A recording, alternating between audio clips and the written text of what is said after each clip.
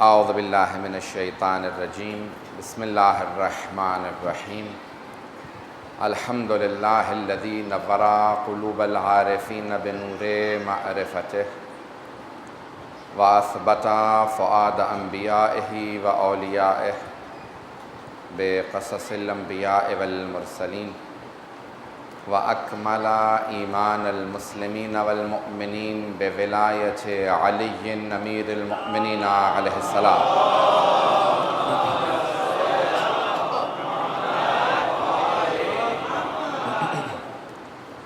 والصلاة والسلام والتحية والإكرام على أفضل الموجودات العبد المؤيد والرسول المسدد المصطفى الأمجد المحمود الأحمد أعني أبا القاسم محمد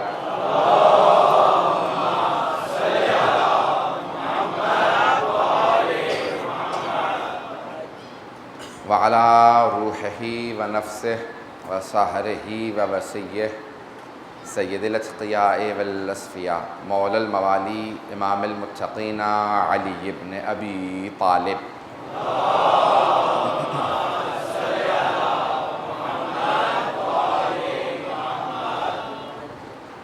وعلى أوصيائه لا سيما بقية الله في الأرضين روحي وأرواح العالمين لتراب مقدمه الفداء واللعنة الدائمة على أعدائهم أجمعين من الآن إلى قيام يوم الدين. أما بعد فقد قال علي بن أبي طالب عليه الصلاة والسلام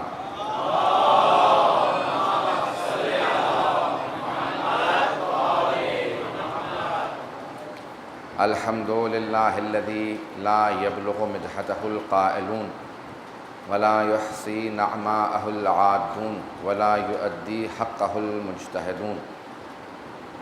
صدق مولانا علي بن أبي طالب. صلوات.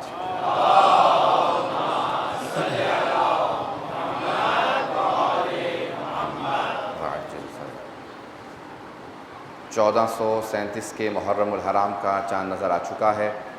پوری دنیا میں صف ماتم برپا ہے اور اس وقت دنیا کا کوئی ایسا ملک نہیں ہے، کوئی ایسا بر اعظم نہیں، کوئی ایسا خطہ نہیں کہ جہاں ذکر سید الشہداء نہ ہو رہا.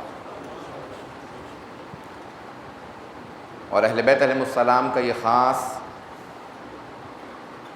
کرم ہے ان تمام لوگوں پہ کہ جو اہل بیت علیہ السلام کے ذکر سے وابستہ ہیں، ان کی خوشیوں میں خوش ہوتے ہیں، ان کے غم میں غم مناتے ہیں، حتیٰ اپنی خوشیوں کو بھی اہل بیت کی خوشیوں سے وابستہ کرنے کی کوشش کرتے ہیں اور اپنے غم میں بھی صرف ذکر محمد و آل محمد کرتے ہیں.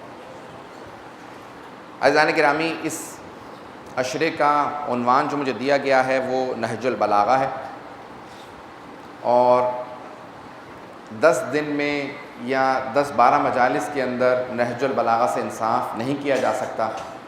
تو میں یہ نہیں کہوں گا کہ میں پورے نہج البلاغہ کو آپ کے سامنے پیش کروں گا، بلکہ یوں عرض کروں گا کہ میں نہج البلاغہ سے کوشش یہ کروں گا کہ آپ سب کو آشنا کر دوں. تو اس عشرے کا عنوان نہج البلاغہ یا آشنائی با نہج البلاغہ، کہ ہم آگاہ ہو سکیں کہ نہج البلاغہ کس کتاب کا نام ہے اور اس میں کون کون سے مطالب پائے جاتے ہیں.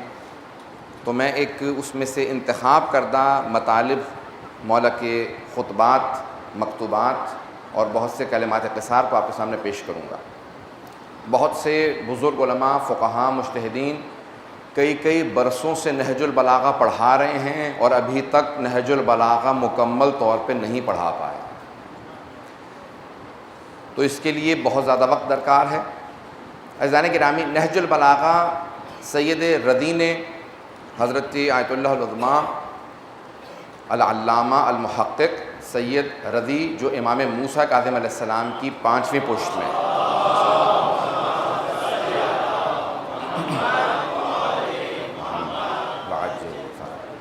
پانچویں پشت میں ہے، امام موسیٰ بن جعفر علیہ السلام کی 7ویں امام علیہ السلام کی 5ویں پشت میں 4 نسلوں کا فاصلہ ہے اور امام سے ان کا شجرہ جا ملتا ہے.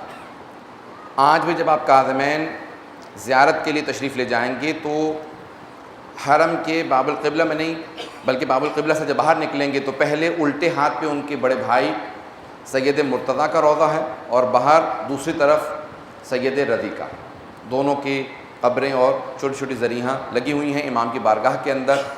دونوں نے وصیت کی تھی، وہیں پڑھایا کرتے تھے، وہیں انہوں نے درس حاصل کیا، اور دونوں کو اہل بیت کی خاص تائید حاصل تھی۔ ان کے استاد شیخ مفید تھے، سب کے ذہنوں میں واقعہ ہوگا، صرف اشارہ کر کے آگے بڑھنا ہے کہ شیخ مفید نے خواب میں دیکھا کہ خواب میں ان سے کسی نے کہا کہ اے شیخ جناب سیدہ آپ سے ملنے کے لیے آئی۔ تو شیخ تڑپنے لگے کہ ایسا کیسے ہو سکتا ہے کہ جناب خاتون جنت زحمت کریں؟ تو خواب میں کہتے ہیں کہ میں کھڑا ہوا، دروازہ کھلا، ایک برقعے میں خاتون داخل ہوئیں، 2 بچوں کے ہاتھ پکڑ رکھے تھے، اور آنے کے بعد کہا اے شیخ میرے ان دونوں بیٹوں کو پڑھاؤ۔ یہ جملہ سنا شیخ مفید جب اٹھے تو بے انتہا رونے لگے، زار و قطار گریہ کرنے لگے۔ کہا بی بی کے بیٹوں کے نام حسن و حسین ہیں، مجھ سے ایسی کون سی گستاخی ہوئی ہے شاید کہ جس کی وجہ سے بی بی نے مجھے خواب میں آ کے تنبیہ کی ہے، مجھے ڈانٹا ہے کہ تم نے اتنی جرأت کی کہ میرے بیٹوں کو پڑھانے کی کوشش کرو۔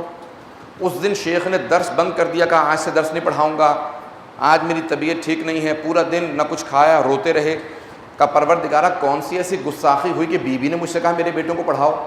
بھلا جوانان جنت کے سردار کہاں اور مجھ جیسا حقیر ہے خادم اہل بیت کہاں؟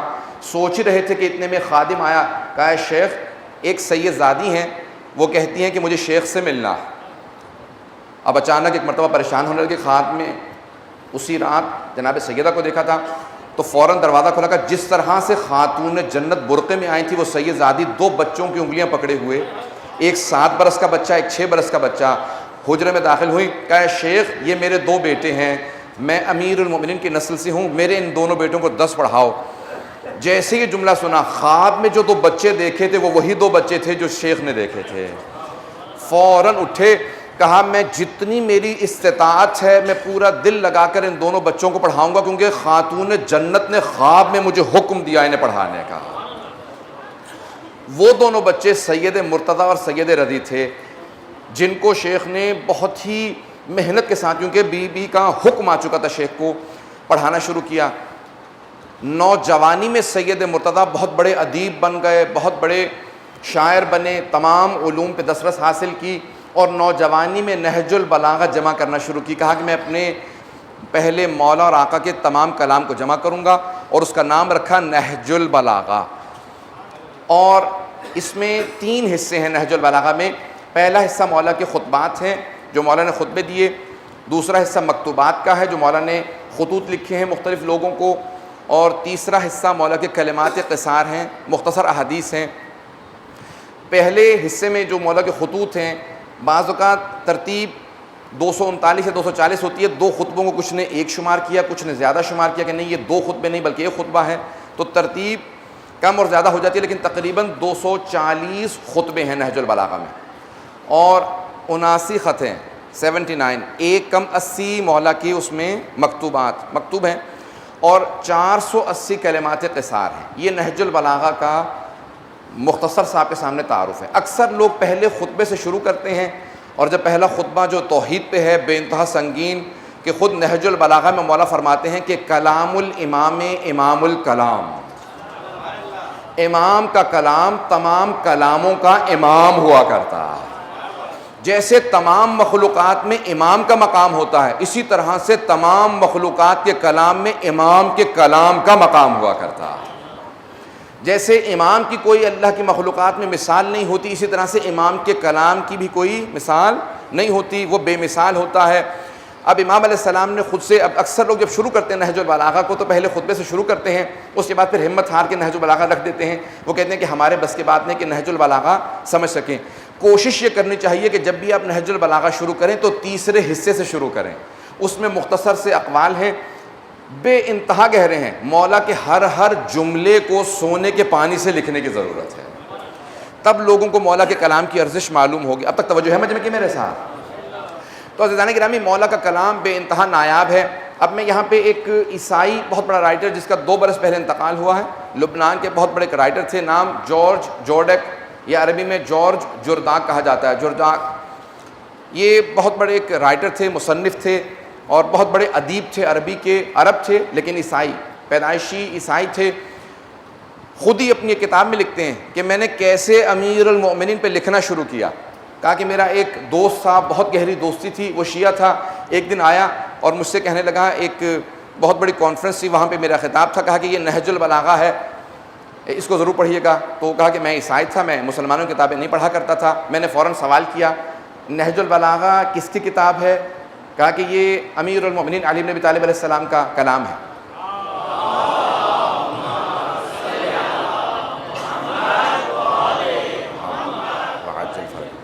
کہا امیر المؤمنین کا کلام ہے۔ کہا اچھا کتنے برس پرانا ہوگا؟ کہا اس کے ذہن میں فوراً آیا کہ مولا بہت پہلے گزرے ہیں۔ تو کہا کتنے برس پرانا ہوگا؟ کہا 1000 سال پہلے جمع کیا گیا ہے، اور مولا نے جب خطبے کہے تھے تو 1400 سال پہلے یہ خطبے کہے ہیں۔ کہا میں نے صرف اس دوست کی محبت میں کتاب کو لے لیا، لیکن سوچنے لگا کہ 1400 سال پہلے کہے ہوئے خطبے ہمارے زمانے کے کس کام کے ہیں؟ 1000 سال پہلے ایک کوئی معاذ اللہ دقیانوسی کتاب لکھی گئی ہے، وہ آج کے کس دور میں کس کے کام آ سکتی ہے؟ کہ یہ سوچ کے میں نے کتاب اٹھائی اور میں نے جا کے گھر میں رکھ دی۔ کچھ دنوں بعد میں کچھ پڑھ رہا تھا، اچانک کتاب میرے سامنے سے گزری، میں نے کتاب کو کھولا، نہج البلاغہ کو اٹھایا اور پڑھنا شروع کیا۔ ایک خطبے سے نظر گزری، اس کے اندر کچھ ایسے خطبات تھے، کچھ ایسے کلام تھے جو سائنس میں آج تک ثابت ہی نہیں ہوئے تھے۔ بس وہ ایک خطبہ پڑھا اور میں نے خطبہ پڑھنے کے بعد رکھ دیا۔ کہا تو ابھی تو سائنس نے ثابت نہیں کیا، یہ کیسے ہو سکتا ہے کوئی انسان 1400 سال پہلے 1400 سال بعد کی بات کر رہا ہو؟ کہ پھر میرا دل اٹھ گیا، میں نے تو فیصلہ کر لیا کہ اس کے بعد سے نہج البلاغہ کبھی مطالعہ نہیں کروں گا، کبھی نہیں پڑھوں گا، نہج البلاغہ بند کر کے رکھ دی۔ کہ میں ایک سائنس کا پروگرام ٹی وی پہ دیکھ رہا تھا کہ ایک سائنسدان نے خطاب کرتے کرتے کہا کہ ابھی تازہ دریافت یہ ہے کہ سائنس نے تمام مخلوقات سے متعلق، سمندروں کی گہرائیوں سے متعلق، دوسری مخلوقات سے متعلق یہ باقاعدہ ایک پوری بحث شروع کی۔ جب یہ سنا تو اچانک میرے ذہن میں نہج البلاغہ کا علی ابن ابی طالب کا وہ خطبہ آیا جس میں مولا نے یہ کہا تھا۔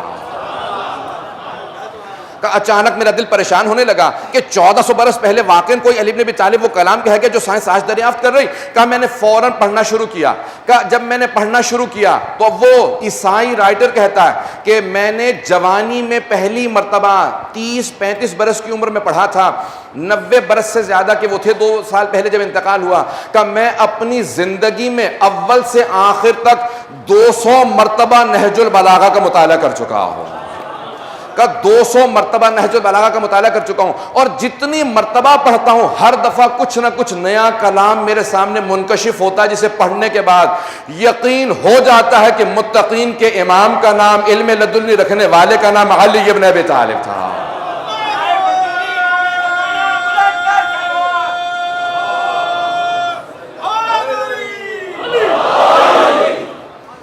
1400 برس پہلے کوئی اس طرح کا کلام کہے عزیزان گرامی کہ جس کے کلام کے اندر وہ گہرائی ہو، وہ متانت ہو، وہ لطف ہو اور وہ علم ہو کہ جو آج سائنس دریافت کر رہی ہے عزیزان گرامی۔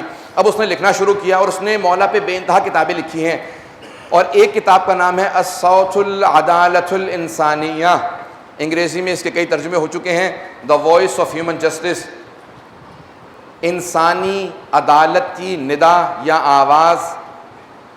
اس نے کتاب کا نام رکھا ہے عدالت انسانی کی آواز۔ کتاب کا نام ہے عدالت انسانی کی آواز۔ وہ کہتے ہیں پوری انسانیت کی عدالت کی آواز کا نام علی ہے۔ کہا اگر تم دنیا میں دیکھنا چاہتے ہو کہ انسانیت کی عدالت کا نام کیا ہے تو کہا سمجھ لو علی بن ابی طالب نام ہے۔ کہا امیر المؤمنین، کہا دنیا کے اندر ایسے بہت سے افراد مل جائیں گے کہ جنہیں شدت ظلم کی وجہ سے قتل کیا گیا، لیکن کائنات میں صرف ایک ایسا پیشوا گزرا، ایک ایسا پیشوا جس کا نام ہے علی بن ابی طالب، جنہیں شدت عدالت کی وجہ سے شہید کیا گیا۔ شدت عدالت، عزیزان گرامی، شدت عدالت، کہ مولا کی عدالت کا کوئی پانس نہ رہ سکا، سب کوئی برداشت نہیں کر پا رہا تھا۔ عزیزان گرامی میں انشاءاللہ پیش کروں گا مطالب کو، آج ایک جملہ کہہ کے آگے بڑھ رہا ہوں اور مولا کے پہلے خطبے سے متعلق کچھ مطالب پیش کروں گا۔ اب جب نہج البلاغہ سوچنے لگتا ہوں تو مطالب بہت سے ذہن میں آ رہے ہوتے ہیں، سارے مطالب پیش کرنا میں نے پہلے کہہ دیا، اشرے کی اس ایک اشرے میں گنجائش نہیں سارے مطالب پیش کر سکوں، جتنا ہو سکے گا کوشش کروں گا کہ آپ کے سامنے مطالب پیش کر سکوں، اور انشاءاللہ تعالی امیر المؤمنین اس بیان سے راضی ہوں، ان کے بیٹے امام زمانہ راضی ہوں۔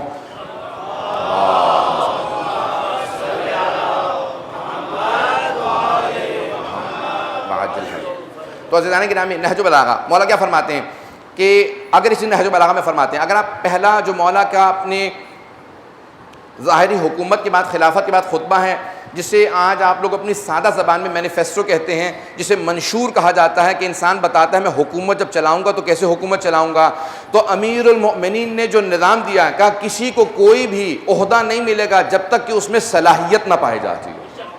میری حکومت میں کوئی بھی جو عہدے کا امیدوار ہوگا اسے صلاحیت کی بنیاد پہ، جسے آپ لوگ میرٹ کہتے ہیں، کہ میرٹ بیسس پہ میں عہدہ دوں گا۔ عزیزان گرامی مولا نے پھر اس کے بعد بیان کرنا شروع کیا کہ بیت المال کو ایسے خرچ کیا جائے گا جیسے پیغمبر اسلام نے فرمایا، حکم رسول خدا ہے، عدالت الہیہ کا جیسا نظام ہونا چاہیے ویسے۔ پھر فرمایا کہ اگر گزشتہ ادوار کے اندر کوئی حکومت میں رہ چکا ہے، کسی عہدے پہ رہا ہو، اور اس نے بیت المال سے کوئی مال استعمال کر لیا ہو ناجائز طور پہ، یہاں تک کہ مولا نے فرمایا اگر تم میں سے کسی کے باپ نے بیت المال سے پیسے ناجائز طور پہ لے کے تم میں سے کسی کی ماں کا حق مہر ادا کیا ہو، میں اس پیسے کو بھی واپس لوں گا۔ میں جملہ بہت سخت کہہ گیا ہوں، مولا نے بیان فرمایا کہ اگر مہر بھی ناجائز طور پہ بیت المال کے پیسوں سے ادا ہوا تو میں اس کو بھی واپس لے لوں گا۔ عزیزان گرامی مولا کا خطبہ بہت سخت تھا، بہت سے لوگ اٹھے باہر گئے، آپس میں گفتگو کرنے لگے کہ واقعاً علی ایسا کریں گے؟ کسی نے کہا کہ نہیں، یہ سیاسی خطبہ ہے، سیاسی تقریر ہے، انشاءاللہ اس پہ عمل نہیں کریں گے، نہیں تو پھر کون اس ایسی حکومت میں رہ سکتا ہے، سبھی ہم لوگ ظالم ہیں۔ عزیزان گرامی اب ایک مرتبہ جب مولا نے اس پہ عمل کرنا شروع کیا تو بہت سے ایسے افراد موجود تھے جو دین پہ عمل نہیں کرتے تھے اور ان کے لیے بے انتہا مشکل تھا، اور مولا نے کہا کہ نہیں، ویسا ہی عمل کیا جائے گا جیسا میں نے پہلے خطبے میں کہہ دیا تھا۔ وہ اور ہوں گے کہ خطبہ دکھانے کا اور ہوگا، عمل کرنے کی حکومت اور ہوگی۔ میری حکومت عدالت پہ استوار ہوگی، جتنا کچھ انجام دوں گا وہ عدالت کے مطابق ہوگا۔ عزیزان گرامی اب نہج البلاغہ کے اندر بے انتہا خطبات ہیں۔ پہلا خطبہ توحید سے متعلق ہے، اس کے کچھ مطالب پیش کرنا چاہتا ہوں، اگر سارے مجمع کی توجہ میرے ساتھ ہوگی۔ صلوات پڑھیں گے محمد وعلی محمد۔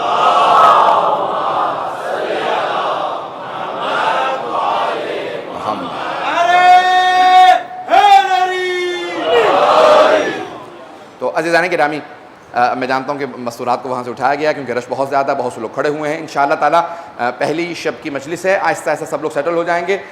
کوئی بھی دل میں بات نہ آنے دے کہ بعض اوقات انتظامیہ کے ساتھ کوآپریٹ کریں، اور حالات جیسے ہیں ساری انتظامیہ کے ساتھ کوآپریٹ کرنا بہت ضروری ہے۔ انشاءاللہ تعالیٰ معاونت رکھیں گے، اور جیسا جیسا انتظامیہ کہے گی، کیونکہ وہ لوگ سیکیورٹی کے ذمہ دار ہیں، ان کے ساتھ سب لوگ ضرور کوآپریٹ کریں، کیونکہ میں دیکھ رہا ہوں مستورات کو ہٹا گیا۔ عزیزان گرامی توجہ رکھیے گا۔ عزیزان گرامی نہج البلاغہ مولا کے سارے کلام کا نام نہیں ہے۔ اب یہ علمی موضوع ہے، بہت سے بچوں کے لیے تھوڑا سا مشکل ہوگا، لیکن میں سب سے کہوں گا اگر سنیں گے جتنا سادہ اور آسان کر کے پیش کر سکوں گا، وعدہ کرتا ہوں اتنا سادہ اور آسان کر کے پیش کروں گا۔ لیکن یہ نہج البلاغہ، نہج البلاغہ کو آسان بھی جتنا کروں گا پھر بھی تھوڑی بہت اس میں دشواریاں رہیں گی، علمی مطالب رہیں گے۔ عزیزان گرامی یہ سارا کلام نہیں ہے مولا کا جتنا سید رضی کو ملا۔ بہت سے مسلمان اعتراض کرتے ہیں کہ سید رضی نے سند نہیں لکھی، اسانید نہیں لکھی نہج البلاغہ کی، اس لیے معاذ اللہ یہ ضعیف کلام ہے۔ عزیزان گرامی ہمارے بہت سے علماء نے محنتیں کرنے کے بعد اسانید نہج البلاغہ کے نام سے کتابیں لکھ کے بہت سے مختلف علماء اسلام کی کتابوں سے وہی خطبے دکھا کے ثابت کیا ہے کہ یہ سارا کلام امیر المؤمنین کا کلام ہے، یہ سارا کلام۔ اور سید رضی کو جتنا کلام جہاں سے ملا انہوں نے جمع کر کے لکھ دیا، اور کئی مرتبہ ایسا لکھا کہ مولا کا یہ خطبہ ہے اس مقام پہ، اور اس کے بعد لکھا وَمِنْهَا، اس خطبے کا یہ جز ہے، بیچ کا حصہ نہیں ملا، لیکن انہوں نے خیانت نہیں کی، انہوں نے فوراً لکھا کہ میرے پاس خطبے کا پہلا حصہ تھا اور آخری حصہ ہے، درمیانی حصہ اس کتاب کے اندر نہیں موجود تھا، یا کوئی کتاب کا صفحہ لے گیا تھا، انہوں نے لکھ دیا وَمِنْهَا، اس خطبے کا یہ جز ہے۔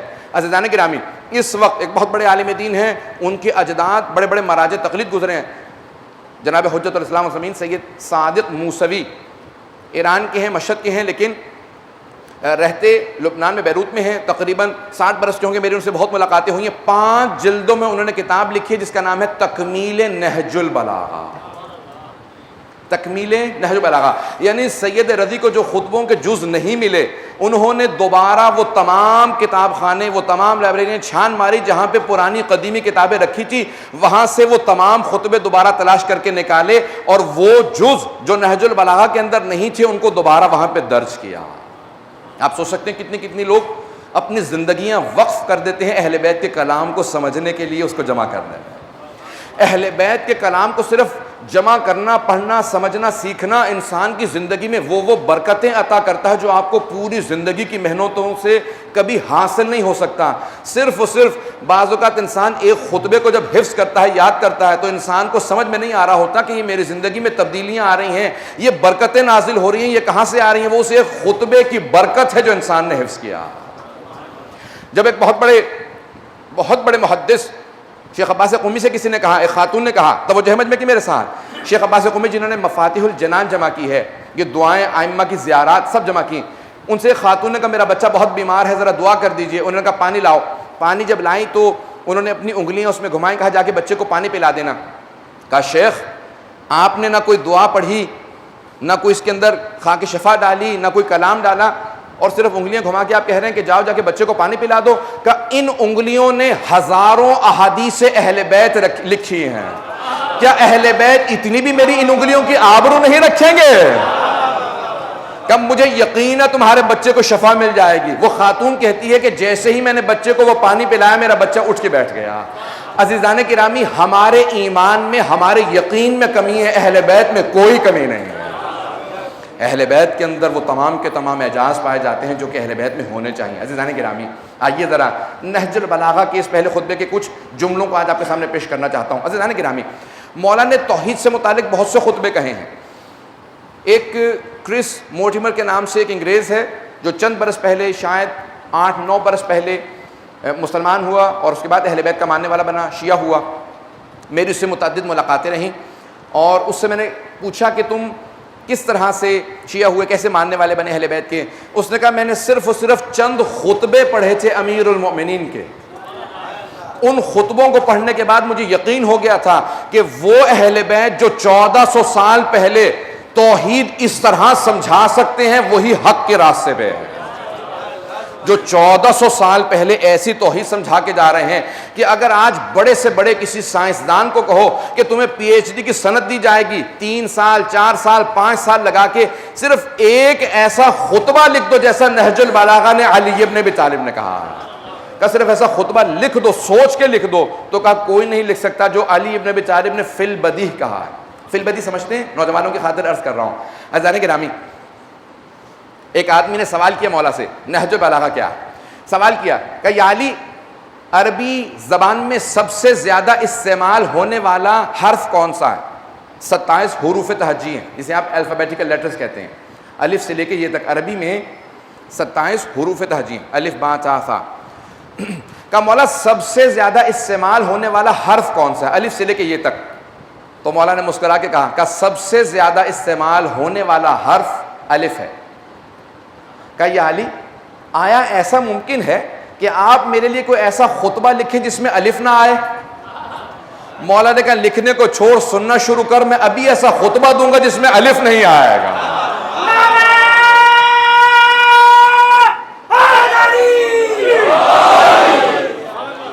مولا نے فی البدیہ اسی موقع پہ ایک ایسا خطبہ دیا، پورے خطبے کے اندر کہیں الف نہیں آیا۔ عزیزان گرامی، قرآن کے اندر جب بہت سے لوگ تلاوت کر رہے تھے تو اعراب نہیں تھے، غلط پڑھ رہے تھے، مولا نے کہا اعراب لگاؤ۔ ابو الاسود دؤلی سے کہا میں بتاؤں گا اعراب کیسے لگائے جائیں گے، پھر نقطے لگائے، کیوں؟ کیونکہ نقطے نہیں تھے، سین اور شین میں لوگ تمیز نہیں کر پاتے تھے۔ مولا نے کہا نقطے بتاؤں گا، بے کے نیچے 1 نقطہ، تے کے اوپر 2 نقطے، تے پہ 3 نقطے، جیم میں، خے میں، ذال میں، زے میں، توجہ ہے، اتنے نقطے ہیں۔ ایک آدمی نے جب نقطے دیکھے کہا مولا اب تو ممکن ہی نہیں رہا کہ کوئی ایسا کلام عربی میں کرے جس میں کوئی ایسا حرف استعمال کرے جس میں نقطہ نہ ہو۔ مولا نے کہا ابھی سن، میں ایسا خطبہ دوں گا جس میں کہیں نقطہ نہیں آئے گا۔ عزیزان گرامی، ہم ایسے امام کے ماننے والے ہیں جس کے کلام کو نہج البلاغہ کہا جاتا ہے۔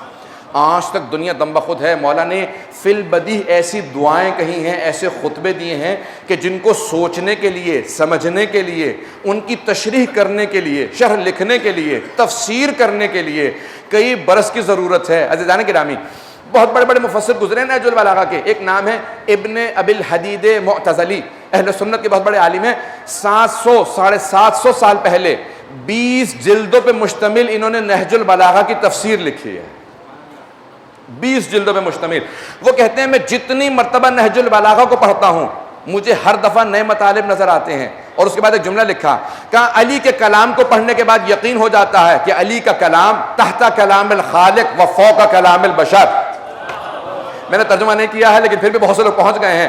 وہ ابن ابی الحدید معتزلی کہتے ہیں کہ مجھے یقین ہے کہ کوئی آدمی اسے کچھ نہ پتا ہو کہ علی کون تھے, امام تھے, معصوم تھے, حجت خدا تھے, منصوص من اللہ تھے, کچھ نہ جانتا ہو, صرف عربی زبان جانتا ہو, اسے نہج البلاغہ پڑھا دو تو خود اس کا شعور, اس کے عقل و فراست, فہم و فراست سب گواہی دیں گے کہ اللہ کے کلام سے نیچے اور تمام مخلوقات کے کلام سے بالاتر کلام کا نام نہج البلاغہ.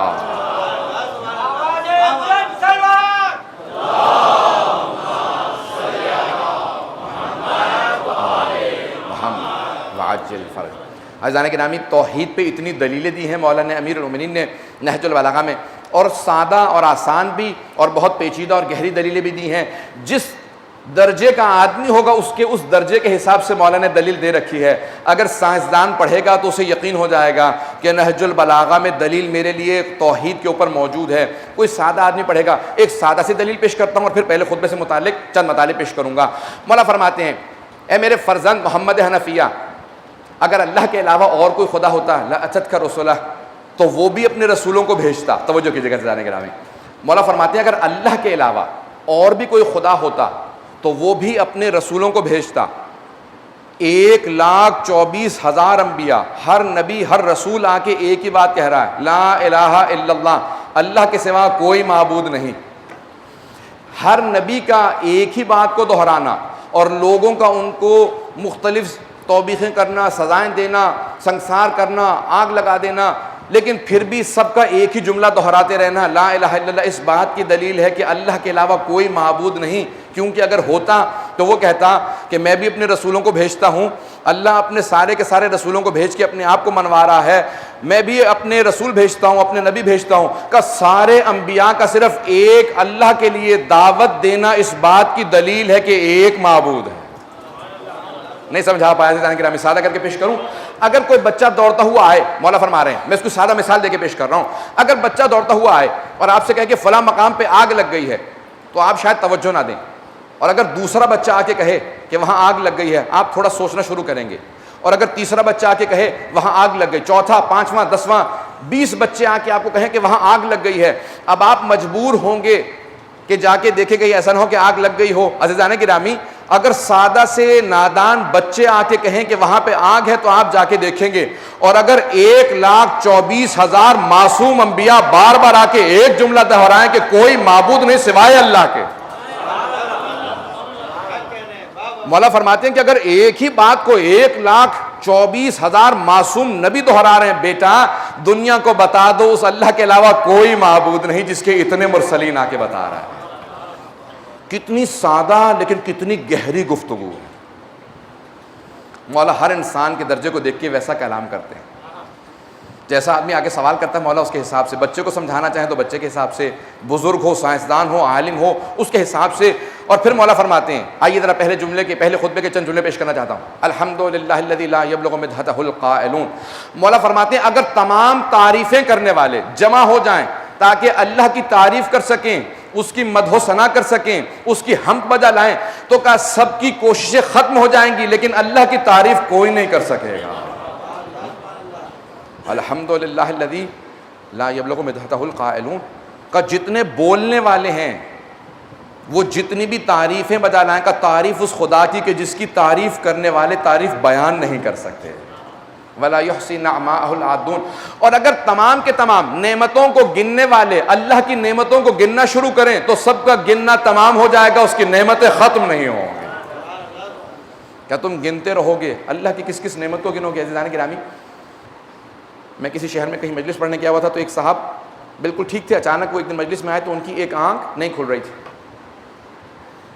قریبی تھے, بہت محبت کرتے تھے. میں نے سوال کیا کہ کیا ہوا؟ کہ میں ڈاکٹر کے پاس گیا تھا, انہوں نے کہا کہ یہ جو آپ کی آنکھ کی آئی لڈ کہتے ہیں, یہ آنکھ کے اس کے اوپر مسلز ہوتے ہیں, کہا وہ کام کرنا بند کر گئے, اس لیے میری آنکھ مجھے اٹھانا پڑتا ہے دیکھنے کے لیے, وہ خود بخود گر جاتی ہے. یہ جو آنکھ کے اوپر آنکھ کا پردہ ہے, کہا اس میں طاقت نہیں رہی, اب وہ دوبارہ کچھ آپریشن کریں گے اور طاقت دیں گے. تو میں ان کو دلاسا دینے لگا کہ نہیں مولانا، مجھے آج یہ مولا کا فرمان سمجھ میں آیا ہے کہ اللہ کی کس کس نعمت کو گننا چاہو گے تم گن نہیں پاؤ گے. کہا ہمارے جسم میں صرف چہرے پہ بتایا ہے مجھے ڈاکٹروں نے کہ کئی ہزار مسلز ہوتے ہیں جو استعمال ہو رہے ہوتے ہیں بولنے کے لیے، رونے کے لیے، مسکرانے کے لیے. عزیزان گرامی، اگر ہم اپنے صرف جسم میں گننے پہ آئیں تو ہم اللہ کی نعمتوں کو نہیں گن سکتے. مولا فرماتے ہیں اگر تمام گننے والے جمع ہو جائیں تو نعمت الہی کو لوگ نہیں گن پائیں گے. نعمتیں جتنی بھی نعمتیں ہیں کہ نعمت الہی کو کوئی گن نہیں سکتا.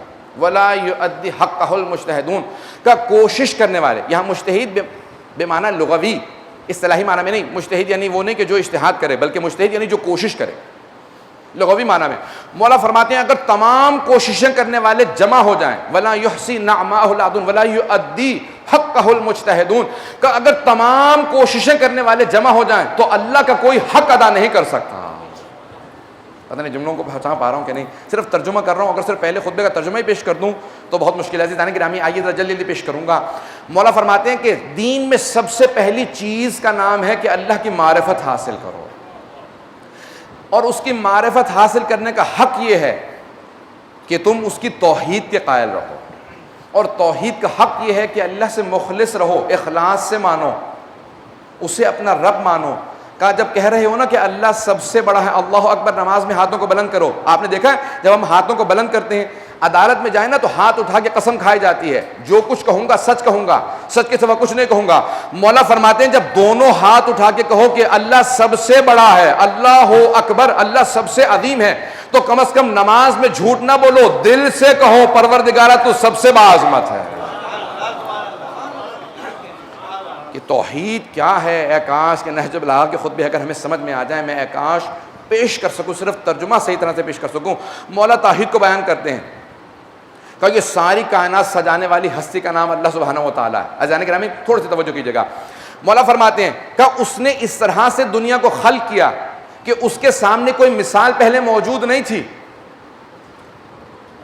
اگر کہیں نا کہ اسی امام بارگاہ جیسا ایک اور امام بارگاہ بناؤ، ایک آرکیٹیکٹ آئے گا، انجینئر آئے گا، بلڈر آئے گا، سب آئیں گے، آ کے دیکھیں گے کہ کیسے بنایا گیا، کون سی دیوار کہاں، کیسے لائٹیں کہاں پہ، فلور کیسا بنا تھا. ہر چیز کو دیکھنے کے بعد اس کی کوشش کریں گے کاپی کی جائے. عزیزان گرامی مولا فرماتے ہیں اللہ کے سامنے اس پوری کائنات کی کوئی مثال موجود نہیں تھی جب بنا رہا تھا. اور کہا کہ پہلی مرتبہ میں جب بنا رہا تھا تو تجربے سے سیکھ نہیں رہا تھا کہ غلطیاں کرتے کرتے سیدھا کرتا چلا جاؤں. کب بغیر تجربے کے، بغیر مثال کے جو اس کائنات کو بنائے اسے خدا کہا جاتا. کہ اس کے سامنے نہ کوئی مثال موجود تھی، نہ اس کے سامنے تجربے کی. کہ اس کے علم میں کوئی چیز کم نہیں ہے کہ جو کبھی سوچے. کہ مخلوقات کے تمام اعمال کو اپنے علم سے جانتا تھا، علوم کے، اس کے علم کے اندر تمام مخلوقات کے سارے اعمال تھے. اس کے باوجود اس کی بڑائی تھی گناہوں کو دیکھنے کے باوجود تمہیں خلق کر دیا. اگر چاہتا تو خلق نہ کرتا. کہ اگر خلق نہ کرتا کسی میں جرت نہیں تھی کہہ دیتا کہ مجھے خلق کیوں نہیں کیا. اور اگر کسی کو پتھر بنا دیتا اس میں جرت نہیں تھی یہ کہتا مجھے انسان کیوں نہیں بنایا. جانور بناتا تو یہ جرت نہیں تھی کہتا مجھے تو نے پودا کیوں نہیں بنایا. کہ اللہ نے تمہیں سب سے پہلے شکر ادا کرو کہ پروردگارہ تیرا شکر کہ تو نے خلق کیا، اگر نہ بناتا تو میں نہ ہوتا. خلق کرنے کے بعد کہو پروردگارہ تیرا شکر تو نے انسان بنایا، حیوان بنا دیتا تو میں کیا کر لیتا. کہا بنا دیا انسان، اس کے بعد شکر ادا کرو پروردگارہ تو نے عقل و شعور عطا کیا. اس کے بعد کہو کہ پروردگارہ عقل و شعور دیا تھا، اگر ایمان نہ دیتا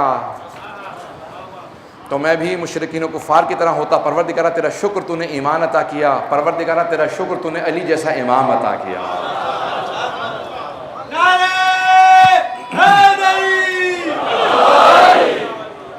عزیزان گرامی ہم کس امام کے ماننے والے ہیں جنہوں نے اس طرح سے توحید کو سمجھایا. مولا پھر آگے جانے کے بعد کہتے ہیں کہ یہ ساری کی ساری کائنات جب اس نے بنائی تو کتنے ستارے ہیں، کتنے سیارے ہیں. آج اس پوری کی پوری کہکشاں کو جسے آپ گیلیکسی کہتے ہیں، دنیا کے اندر اربوں کھربوں گیلیکسیز موجود ہیں، کہکشائیں موجود ہیں، اور یہ تمام کہکشائیں پھر ایک ملکی وے میں ہیں. مولا فرماتے ہیں ابھی لوگ دنیا میں اللہ کی مخلوقات کو صرف گن نہیں سکتے. اتنے ستارے سیارے اتنے نظام موجود ہیں کہ لوگ گن نہیں سکتے. کہ جو اس کی مخلوقات کو گننا نہیں جانتے وہ خدا کا انکار کیسے کر دیتے ہیں، اللہ کا انکار کر دیتے ہیں. کہ اس کی مخلوقات کو سمجھتے نہیں ہیں اور خالق کا انکار کر دیتے ہیں. پھر مولا کے فرماتے ہیں کہ اس نے اسی آسمان کے اوپر تمہیں سامنے ستارے سجائے، پھر ایک سورج کو تمہارے لیے تمازت کے لیے دیا، پھر ایک چاند کو گرمائش کے لیے دیا. کہا کس طرح سے چاند تمہیں ایک ایمان کی گرمائش عطا کرتا ہے، دن کے اندر سورج روشنی عطا کرتا ہے. دن میں اللہ نے جس طرح سے تم نے اپنے گھروں کے اندر رات کو تاریکی سونے کے لیے قمقمے لگا رکھے ہیں، اللہ نے رات کے اوپر سارے آسمان پہ ستارے سجا رکھے ہیں. عزیزان گرامی، اس پیارے انداز سے مولا نے تمام کی تمام اس کائنات کا ایک نقشہ کھینچا ہے کہ سوائے اس کے کہ جو ان چیزوں کا شاہد ہو کوئی دوسرا بتا ہی نہیں سکتا. مولا فرماتے ہیں کائنات کتنی وسیع ہے. اور پھر مولا نے کائنات کو بتانے کے بعد فرشتوں کا نظام بتایا. کتنے فرشتے ہیں؟ کہا اللہ نے ایسے فرشتے خلق کیے ہیں جو رکوع میں ہیں وہ سجدے میں نہیں جاتے، جو سجدے میں ہیں وہ رکوع نہیں کرتے، جو تسبیح بجا لا رہے ہیں وہ حمد کے لیے طاقت نہیں رکھتے، جو حمد کرتے ہیں ان میں دوسرے کی صلاحیت نہیں ہے. تو اتنی مخلوقات اللہ نے تسبیحات کے لیے خلق کی ہیں، انہیں تمہاری اس عبادت کی ضرورت نہیں ہے. اس عبادت سے تم اللہ سے قریب ہوتے ہو. وہ اپنے آپ کو تمہاری عبادت کا محتاج نہیں بناتا. اگر کوئی اس کی حمد بجا لاتا ہے تو اللہ میں کوئی اس کی عظمت میں اضافہ نہیں ہوتا. اگر کوئی اس کا انکار کر دیتا ہے تو اس کی عظمت میں کمی نہیں آتی. حمد بجا لانے والا اپنے آپ کو خدا سے قریب کرتا ہے، اور حمد بجا نہ لانے والا اپنے آپ کو خدا سے دور کرتا ہے. عزیزان گرامی، یہ توحید کا پورا نظام اور پھر پورا فرشتوں کا ایک نظام. پھر اس کے بعد مولا نے جناب آدم علیہ السلام کی پہلی خطبے کے اندر خلقت سے متعلق کچھ جملے کہے ہیں کہ اللہ نے سارے ملائکہ کو بتایا کہ میں زمین پہ اپنا خلیفہ بھیجنے والا ہوں، اپنا نمائندہ بھیجنے والا ہوں. اور جب جناب آدم کو خلق کیا اس پوری خلقت کا قرآن کے اندر بھی تذکرہ ہے، مولا نے اپنے انداز سے تذکرہ کیا ہے. اور پھر مولا نے ابلیس کے مذموم ہونے کا، اس کے تکبر کا تذکرہ کیا ہے. چند جملے مولا کے پیش کروں گا شیطان سے متعلق کہ مولا نے کس زاویے سے شیطان کو سمجھایا کہ دیکھو اس کو سمجھو، جب دشمن کو سمجھو گے تبھی اس سے بچ سکو گے، جب تک دشمن کو سمجھو گے نہیں. انہ لکم عدو مبین، قرآن کہتا ہے کہ شیطان تمہارا آشکار کھلا ہوا دشمن ہے. عزیزان گرامی، ان جملوں کو پیش کرنا چاہتا ہوں. مولا فرماتے ہیں کہ اس نے 6000 سال عبادت کی تھی. بہت سے لوگ یہ جملہ سن کے پریشان ہو جاتے ہیں کہ 6000 سال عبادت اور ایک سجدے میں اب سارے اعمال اللہ نے رد کر دیے.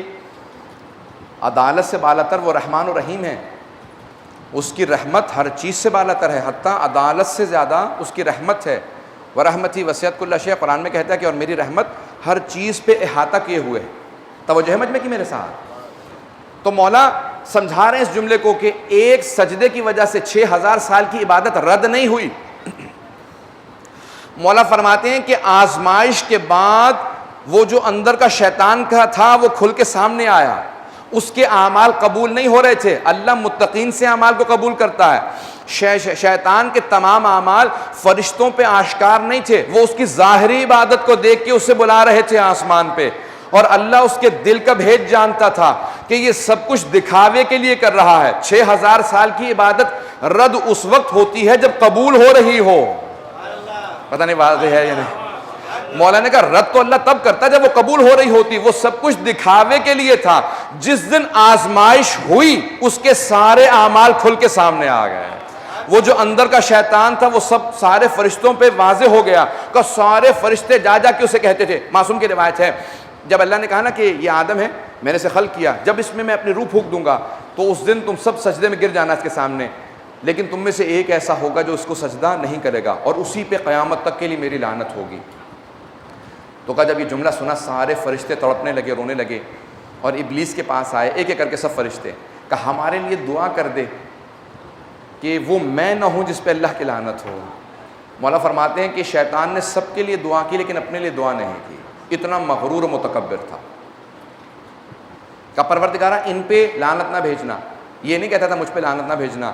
کہا اتنا مغرور و متکبر تھا، سمجھتا تھا کہ میرا احسان ہے خالق پہ، میں اس کی عبادت کرتا ہوں. کہا کب جا کے آشکار ہوا، کب کھل کے سامنے آیا؟ جب اللہ نے امتحان لیا. بہت سے لوگ جب تک امتحان نہیں ہوتا چھپے رہتے. پتہ نہیں بات واضح ہے یا نہیں؟ مولا فرماتے ہیں کہ شیطان سے سبق سیکھو. جب تک امتحان نہیں ہوتا بہت سے لوگ چھپے رہتے ہیں. ہر طرف سے حمد و ثنا بجا لاتے ہیں، تعریف کرتے ہیں، جیسی آزمائش شروع ہوتی ہے فوراً شکوے شروع ہو جاتے ہیں، یہ ہمارے گھر میں چوری کیوں ہوئی، یہ ہمارے گھر میں پریشانی کیوں آئی، میں ہی بیمار کیوں ہوا، اللہ کو کوئی اور نہیں ملا تھا۔ کہا دیکھو کبھی شکوہ نہ کرنا، یہ اللہ کی آزمائشیں ہوتی ہیں، آزمائشوں میں سرشار رہنا، اللہ کا شکر بجا لاتے رہنا انسان کی ایمان کی علامت ہے۔ عزیزان گرامی، اب کتنے اسے خطبے کے اندر اسرار و رموز ہیں جو مولا امیر المؤمنین نے نہج البلاغہ میں فرمائے، اور پھر مولا نے اسی خطبے کے اندر جناب سرور کائنات حبیب خدا رسول خدا محمد مصطفیٰ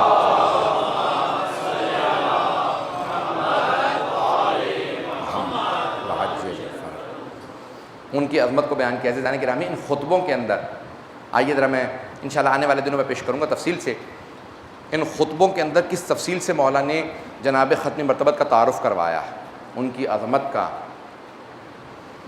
اور ان کے اس شجرے کا، اور جناب ختم مرتبت کی شجاعت کا، ان کے جود و سخاوت کا، جود و سخا یعنی سخاوت، جناب ختم مرتبت کتنے کریم تھے، کہا اپنے دشمن سے بھی جب پیش آتے تھے تو سخاوت کے ساتھ پیش آتے تھے، شہامت و شجاعت کے علاوہ کہا کریم تھے، دشمن پہ بھی کرم کرتے تھے۔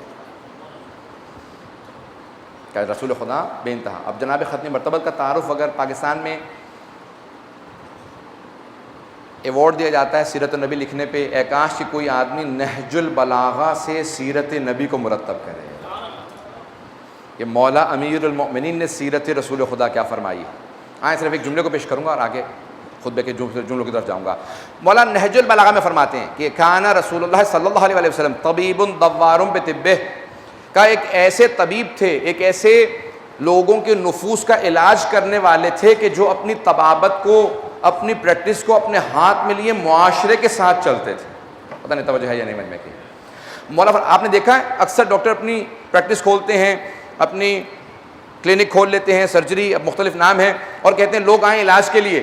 کہ رسول خدا ایسے معالج نہیں تھے، نفسوں کے ایسے علاج کرنے والے نہیں تھے کہ جو لوگوں کو دعوت دیں کہ آؤ میرے پاس اپنے نفسوں کا علاج کراؤ۔ کہ رسول خدا، حبیب خدا اس ہستی کا نام تھا کہ جو لوگوں کے نفسوں کا علاج کرنے کے لیے لوگوں کے پاس جایا کرتے تھے، کہ لوگوں کے پاس جا جا کے ان کے نفوس کا علاج کرتے تھے۔ کہاں رسول طبیب دوار بطبہ، جب بھی میں اس جملے کو پڑھتا ہوں میرے رونگٹے کھڑے ہو جاتے ہیں کہ مولا آپ سے بہتر رسول خدا کو کوئی نہیں جانتا۔ یا امیر المؤمنین، آپ کی عظمتوں کو سلام ہو، آپ نے رسول خدا کو سمجھایا بھی تو ایک نئے زاویے سے سمجھایا ہے۔ طبیب دوار بطبہ، کا خود سے اپنی طبابت ہاتھ میں لیے، کا اتنی محبت رکھتے تھے مخلوقات کی ہدایت کے لیے کہ گھر گھر جا کے لوگوں کو خود سے پکار کے بتاتے تھے کہ تمہیں خالق نے ندا دی ہے، تمہیں اللہ نے بلایا۔ کہا کہ وہ منتظر نہیں رہتے تھے کہ لوگ ان کی طرف آئیں، لوگوں کی طرف جاتے تھے، کہ لوگوں کو جا کے۔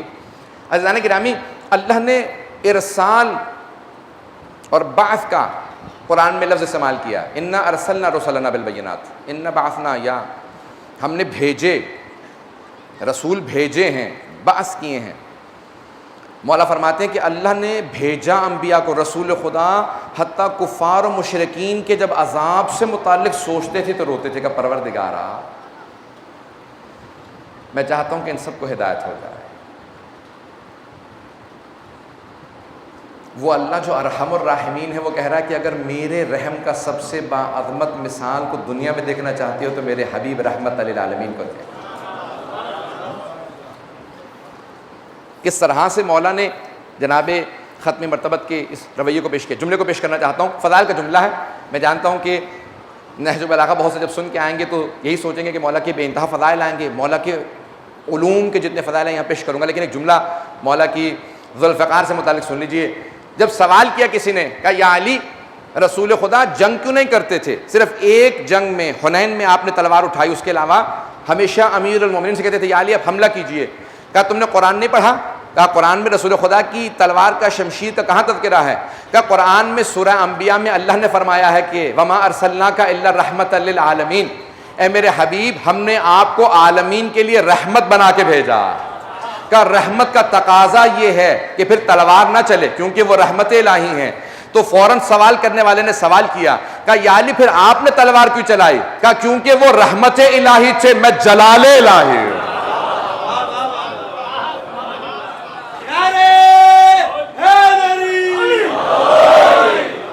میں جلال الہی کا دنیا کے اندر اللہ کے دشمنوں کے اوپر اس کا جلال ہوں، اللہ کے منکروں پہ اس کا جلال ہوں، رسول خدا کے دشمنوں پہ جلال الہی ہوں۔ کہ جو رسول خدا کی طرف ہاتھ بڑھتا تھا اس ہاتھ کو میں روکتا تھا، کہ اگر کوئی پتھر آتا تھا تو اس کو سینے پہ لیا کرتا تھا۔ عزیزان گرامی، نہج البلاغہ میں مولا نے اپنی زحمتوں کو پیش کیا، میں ذرا سادہ سے الفاظ میں بہت تیزی سے پیش کروں گا، مجمع کی توجہ میرے ساتھ رہے۔ مولا فرماتے ہیں کہ میرے والد گرامی نے میرا ہاتھ پکڑ کے کہا تھا کہ یا علی میرے اس بھتیجے پہ کبھی کوئی آنچ نہ آئے۔ کہ جب میرے بابا نے مجھ سے کہا نا، ابو طالب نے مجھ سے کہا کہ یا علی میرے اس بھتیجے پہ، میرے اس مرحوم بھائی کے یتیم بیٹے پہ کوئی آنچ نہ آئے، تو میں نے اپنے بابا سے وعدہ کیا، کہا کہ بابا جان پتھر مجھے لگے گا لیکن رسول خدا تک نہیں پہنچے گا، جو ہاتھ بڑھے گا مجھ سے ہوتا ہوا رسول خدا پہ جائے گا، میں ان کے دشمنوں کی ہڈیاں توڑ دوں گا لیکن ان تک نہیں آنے دوں گا۔ اب وہ وعدہ تھا ایک وارث بیٹے کا اپنے وارث باپ سے، جو علوم انبیاء کا، عصمت انبیاء کا وارث باپ تھا، اس کا وہ وارث بیٹا جو سارے انبیاء کی عصمتوں کا وارث تھا۔ وعدہ کیا بابا جان میں وعدہ کرتا ہوں کہ کوئی پتھر کوئی آنچ رسول خدا تک نہیں پہنچ سکتی جب تک آپ کا بیٹا موجود ہے۔ امیر المومنین کہتے ہیں پھر میں نے ہر طرح کی قربانی پیش کی، میں سائے کی طرح ساتھ رہتا تھا، جب جنگ شروع ہوتی سامنے کھڑا ہو جاتا تھا، جب بچپنے میں میرے بچپنے میں لوگ رسول خدا کو پتھر مار رہے تھے تو میں پتھر سینے پہ لیا کرتا تھا، میں پیغمبر کو کوئی پتھر لگنے نہیں دیتا تھا۔ کہا رسول خدا نے بڑی زحمتیں کر کے دین پہنچایا، بعض اوقات فاقے کیے اور اپنے سینے پہ اپنے پیٹ پہ پتھر باندھ لیا کرتے تھے، اور جب شیب ابی طالب میں تھے تو کہا کہ خود جناب ابو طالب جناب خدیجہ جو دونوں رئیس تھے، کہا اس طرح کے عالم سے گزرے، نہج البلاغہ میں فرماتے ہیں اس طرح کے عالم سے گزرے کہ انہوں نے بعض اوقات کھجور کے درخت کے پتے کھا کے گزارا کیا۔ حبیب خدا رسول خدا کی محبت میں پتے کھا لیتے تھے، کہا کہ آج ایک پتا کھا لیتے ہیں اس پہ گزارا کریں گے۔ پھر مولا فرماتے ہیں، کہتے ہیں کہ جناب ابو طالب اور جناب خدیجہ کیونکہ دونوں سردار، جناب خدیجہ ملکۃ العرب تھیں، بہت دولت مند تھیں، جناب ابو طالب سردار تھے۔ ایک سردار کے لیے سختی دیکھنا بہت مشکل کام ہے، ایک ملکۃ العرب کے لیے فاقے کرنا مسلسل کئی روز بہت مشکل کام ہے۔ پیغمبر اسلام فرماتے ہیں کہ میں 3 طبقوں کو بہت احترام دیتا ہوں، وہ امیر جو بہت غریب ہو جائے، وہ ترس رہا ہوتا ہے محبت کے لیے، کہ وہ عزیز جو لوگوں کے اندر گم ہو جائے، کہ وہ ترس رہا ہوتا ہے عزت کے لیے۔ عزیزان گرامی اب سمجھ میں آتے ہیں مصاحب کے جملے۔ مولا فرماتے ہیں کہ جب وہ پتے کھا لیتے تھے تو اتنی ان کی کھال باریک ہو گئی تھی کہ جناب ابو طالب اور جناب خدیجہ کے پیٹ پہ کھایا ہوا پتھر نظر آتا تھا، پتہ ان کی کھال اتنی باریک ہو گئی تھی، ان کی رگیں نظر آنے لگی تھی۔ کھال کیوں؟ کیونکہ کھانا نہیں کھا رہے تھے، جسم کا وزن گرتا چلا جا رہا تھا اور بہت کمزور ہو گئے تھے، کہا ان کی رگیں نظر آتی تھی اور پیٹ میں ان کی آنتیں نظر آتی تھی، کہا اتنے کمزور ہو گئے تھے، لیکن پھر بھی کہتے تھے کہ ہماری جان قربان محمد مصطفیٰ آپ پر، یا رسول اللہ آپ پر ہماری جان قربان، جناب خدیجہ جناب ابو طالب۔ عزیزان گرامی اب سمجھ میں آتا ہے کہ جناب ابو طالب کی پوری ذریت اسلام پہ اتنی بڑی قربانی پیش کرنے کے بعد پریشان نہیں ہوتی۔ میدان کربلا میں کبھی آپ نے کسی ضعیف سے ضعیف روایت کے اندر کسی منکر سے منکر عالم کے منہ سے یہ جملہ سنا ہو جو اہل بیت کا منکر ہو، اس کے بھی کبھی منہ سے جملہ سنا کہ میدان کربلا سے کوئی بچہ بھاگ گیا تھا؟ عزیزان گرامی دشمنان اہل بیت بھی کہیں گے تو یہی کہیں گے کہ میدان کربلا میں کوئی بچہ بھی فرار کرنے کے لیے تیار نہیں تھا، بلکہ بار بار سوال کرتے تھے۔ جناب قاسم جیسا ایک نوجوان بچہ 13 برس کا، وہ کہہ رہا ہے چچا جان، جب فہرست پیش کر رہے تھے نا شہداء کربلا کی، کہا چچا جان کیا شہداء کی فہرست میں میرا نام نہیں ہے؟ سوال 2 طرح کے ہوتے ہیں نا، ایک ہوتا ہے چچا جان کیا میرا نام ہے شہداء کی فہرست میں؟ اگر یہ سوال کرتے نا کہ کیا میرا نام ہے تو اس سے یہ مفہوم نکل سکتا تھا کہ شاید پریشان ہوں، مضطرب ہوں، شاید ان کے دل کے اندر معاذ اللہ کوئی اضطراب موجود ہو، لیکن یہ سوال نہیں کیا کیا میرا نام ہے، بلکہ کہا چچا جان کیا شہداء کی فہرست میں میرا نام نہیں ہے؟ یعنی پریشانی اور اضطراب اس بات پہ ہے کہ کہیں خدا نخواستہ ایسا تو نہیں کہ میرا نام آپ نے نہ لکھا ہو، تو جناب سید الشہداء نے مسکرا کے ایک سوال کیا، کیف الموت عندک، اے میرے بھتیجے قاسم موت کو کیسا پاتے ہیں؟ اب سمجھ میں آیا جناب قاسم پوتے ہیں جناب امیر علیہ السلام کی، کہ احلی من العسل، کا شہد سے زیادہ میٹھی ہے۔ میں پیش کروں گا آگے۔ عزیزان گرامی، یہ کیوں اتنی قدرت و قوت پائی جاتی ہے ذریت جناب ابو طالب میں، ذریت امیر المومنین میں، کہ ہر طرح کی قربانی پیش کرنے کے باوجود ان میں کمزوری نہیں محسوس ہوتی، بلکہ بھوک و پیاس کے ساتھ زیادہ جلال نظر آتا ہے۔ جیسے جیسے دن گزرتا جا رہا تھا شہداء کے چہروں کا جلال بڑھتا چلا جا رہا تھا۔ دشمن کہتے ہیں، وہ جو میدان کربلا میں مارنے کے لیے آئے تھے نا، وہ کہتے ہیں کوفے میں واپس جانے کے بعد، وہ کہتے ہیں جیسے جیسے عاشور کا دن گزر رہا تھا حسین کے چہرے کا جلال بڑھتا چلا جا رہا تھا، کمزوری نہیں آ رہی تھی، جلال بڑھ رہا تھا، ہیبت حسین کی بڑھتی چلی جا رہی تھی۔ ہمیں گھبراہٹ ہو رہی تھی کہ حسین جب جنگ کریں گے تو کیسی جنگ ہوگی۔ عزیزان گرامی، میں ایک روایت کو پیش کرنا چاہتا ہوں کہ میدان کربلا کا اتنا عظیم معرکہ شروع ہو رہا ہے، ہاں چاند رات ہو گئی ہے۔ میں بھی 1-2 ہفتے پہلے کربلا سے آیا ہوں، تیاریاں شروع ہو چکی تھیں، عجیب و غریب ایک ماحول تھا۔ جب کوئی کربلا جاتا ہے نا تو دل وہیں رہ جاتا ہے، پھر آنکھوں کے سامنے کربلا چلتی رہتی ہے۔ اب جملوں کو سنیں گے، آپ کے سامنے پیش کروں۔ ہر امام نے یاد کیا ہے میدان کربلا کو۔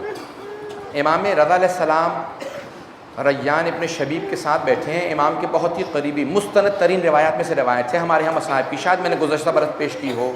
ریان ابن شبیب الوقائع والحوادث، مرحوم ملبوبی نے وہاں پہ لکھا ہے اس روایت کو کہ ایک مرتبہ ریان ابن شبیب کہتے ہیں میں امام کی بارگاہ میں پہنچا، دیکھا مولا زار و قطار گریا کر رہے ہیں، اس طرح سے رو رہے ہیں کہ مولا کی ریش مبارک تر ہو چکی ہے، داڑھی آنسوؤں سے بھر چکی ہے۔ میں نے کہا مولا کیا بات ہے، اس طرح سے کبھی آپ کو روتے نہیں دیکھا، اس طرح سے آپ رو رہے ہیں جیسے بچے روتے ہیں ماں کو یاد کر کے۔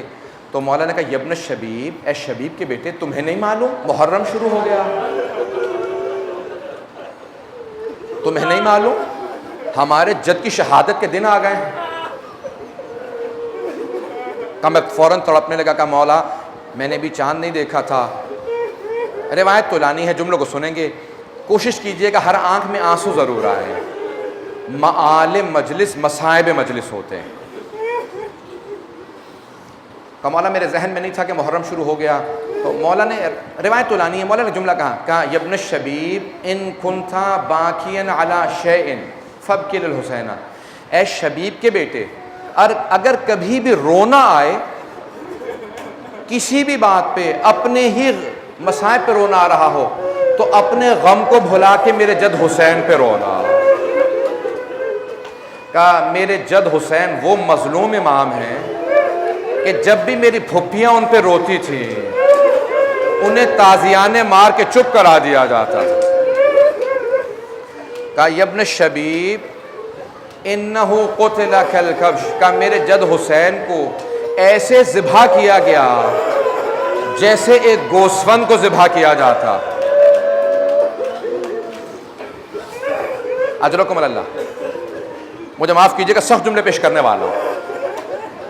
عزیزان گرامی، مولا فرماتے ہیں 8ویں امام، مستند ترین روایات میں، روایت پہ کوئی شک نہیں ہے، علماء نے بڑی بحثیں کی، مولا نے یہ الفاظ کیوں پیش کیے ہیں؟ مولا نے کہا میرے جد حسین کو ایسے ذبح کیا گیا جیسے ایک بھیڑ کو ذبح کیا جاتا۔ تو اب ریان ابن شبیب پوچھنے والے ہیں، وہ کہتے ہیں مولا کیا پانی پلا کے ذبح کیا گیا تھا؟ کیا خنجر کو تیز کر لیا گیا تھا ذبح کرنے سے پہلے؟ آپ نے دیکھا ابھی عید الاضحیٰ گزری ہے، جب بھیڑ یا بکرے کو ذبح کرنے لگتے ہیں نا تو دوسرے بھیڑ بکریوں سے چھپا لیتے ہیں، دوسرے جانور کے سامنے ذبح نہیں کرتے۔ کہا مولا کیا آپ کے اہل بیت سے چھپا کے ذبح کیا تھا؟ ایک مرتبہ امام رضا تڑپنے لگے، بلند آواز سے رونے لگے، کہا نہ پانی پلایا، نہ خنجر کو تیز کیا، نہ میری پھپھی 70 قدم کے فاصلے پہ کھڑی دیکھ رہی تھی، ان کے سامنے پردہ کیا۔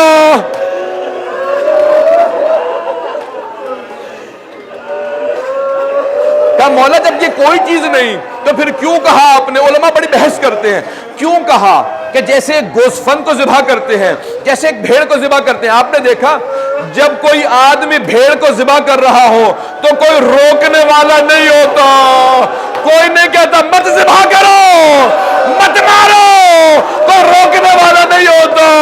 مولا امام رضا کہتے ہیں جب میرے جد حسین کو مارا جا رہا تھا کوئی روکنے والا نہیں تھا، سب کہتے تھے جلدی مار دو حسین کو۔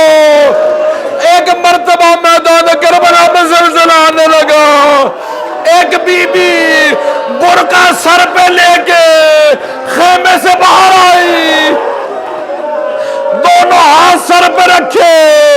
ایک مرتبہ بی بی فرماتی ہے میں نے چاروں طرف دیکھا، مجھے میرا بھائی نظر نہیں آیا، میں نے دیکھا ایک آدمی بیچ میں کھڑا ہے، سر سے لے کے پاؤں تک زخم ہے، میں نے تڑپ کے دیکھا چاروں طرف سے لوگ تیر مار رہے تھے، جسے تیر نہیں ملتا تھا وہ نیزہ مارتا تھا، جسے نیزہ نہیں ملتا تھا وہ تلوار کا وار کرتا تھا، جسے کچھ نہیں ملتا تھا وہ پتھر مارتا تھا۔ بی بی فرماتی ہے میں نے گھبرا کے کہا انت اخی، کیا آپ میرا بھائی حسین ہے؟ کہ میرے بھائی نے یہ نہیں کہا ہاں یا نہ، ایک مرتبہ مجھے دیکھا کہ یا زینب ارجعی الی الفسطی ارجعی الی الخیام، زینب خیمے میں واپس چلی جاؤ، ابھی جب شمر میرے سینے پہ سوار ہوگا۔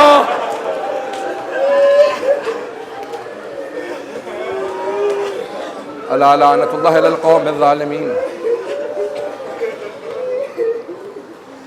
وسیعلم الذین ظلموا ای منقلب ینقلبون۔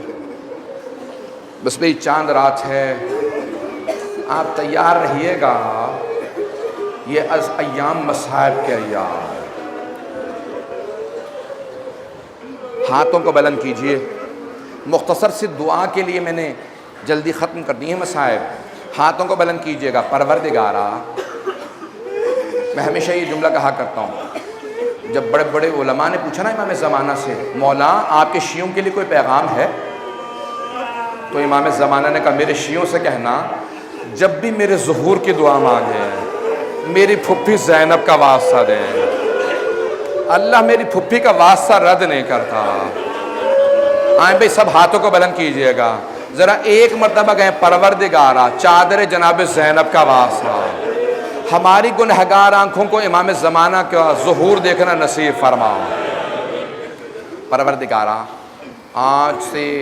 آج شب سے کربلا میں امام زمانہ ڈیرے ڈالیں گے، سارے زائرین کا استقبال کریں گے۔ عزادار کے حقیقی وارث تو امام زمانہ ہے نا، پوری دنیا میں جو فرش عزا بچھاتا ہے نا وہ امام زمانہ کی نمائندگی کر رہا ہے، اس لیے نیتوں کو خالص رکھیں۔ جو عزاداری میں آتا ہے امام زمانہ کو پرسہ ضرور دے۔ دو ہستیوں کو پرسہ دینا لازم ہے، سب کو پرسہ دیں لیکن دو ہستیوں کو، ایک جناب سیدہ سلام اللہ علیہ، جناب زہرا کو کیونکہ ان کے لال کا ماتم ہے، اور دوسرا امام زمانہ جو آج وارث ہے عزاداری کے۔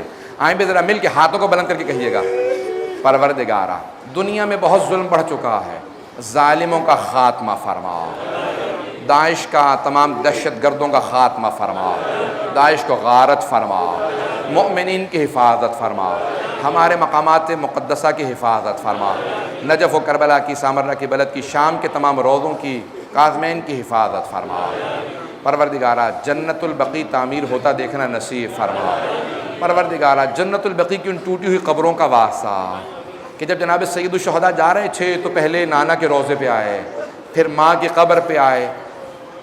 روایت کے الفاظ ہیں الوقائع والحوادث میں کہ جیسے ایک بچہ ماں سے لپٹ کے روتا ہے نا، سید الشہداء قبر مطہر سے ایسے لپٹے ہوئے تھے اور لپٹ کے اتنا رو رہے تھے قبر سے، اور بار بار کہتے تھے اماں میں مدینہ چھوڑ کے جا رہا ہوں، اماں میں عراق جا رہا ہوں، اماں میں عراق جا رہا ہوں۔ میرا دل کہتا ہے کہ اسی بی بی نے فوراً آواز دی ہوگی بیٹا آپ اکیلے نہیں جائیں گے، میں ساتھ جاؤں۔ پروردگارا واسطہ اس بی بی کی عظمتوں کا تمام کے تمام مومن و مومنات کی حفاظت فرما، جو ہاتھ بلند ہے کسی کو رد نہ فرما، عزاداری کی عزاداروں کی حفاظت فرما۔ پاکستان میں جہاں جہاں، عراق میں، بحرین میں، یمن میں، جہاں جہاں عزاداری ہو رہی ہے پروردگار عزاداری خیر و عافیت سے مکمل فرما۔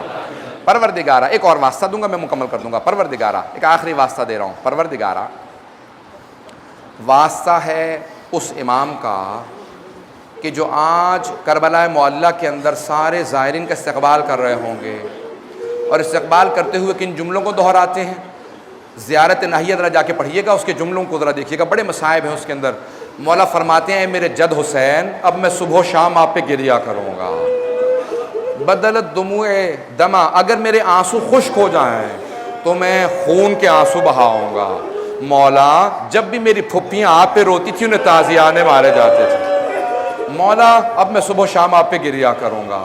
پروردگارہ اس امام کی عظمتوں کا واسطہ، آج چاند رات ہے، ابھی تو میں نے تفصیل سے مسائل پیش ہی نہیں کیا ہے، یہ سب رو رہے ہیں، پروردگارہ ان آنسوؤں کو جناب سیدہ کے رومال میں جگہ عنایت فرما، ہم سب کو زندگی میں امام حسین کی زیارت نصیب فرما، آخرت میں سید الشہداء کی شفاعت نصیب فرما۔